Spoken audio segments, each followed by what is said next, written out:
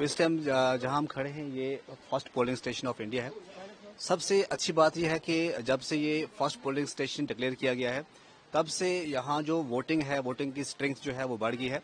पहले यहाँ पे 30% 40% जो है वोट कास्ट हुआ करते थे, लेकिन जब से इसको इंडिया का पहला पोलिंग स्टेशन का नाम दिया गया है तब से यहाँ पे 80 to 90% वोट जो है वो कास्ट हो रहे हैं। दूसरी बात यह है कि सबसे पहले अगर हम बात करें जो हमारा दूसरा इलाका है सिमारी का, पाकिस्तान साइड, क्योंकि यहाँ पे दो सिमारी है, एक सिमारी है पाकिस्तान साइड में पीओके में, दूसरा सिमारी है हमारे हिंदुस्तान साइड में, तो बीच में किशनगंगा है। अगर हम बात करें डेवलपमेंट की तो दोनों को कंपेयर करके इंडिया का जो सिमारी है ये बहुत डेवलप है।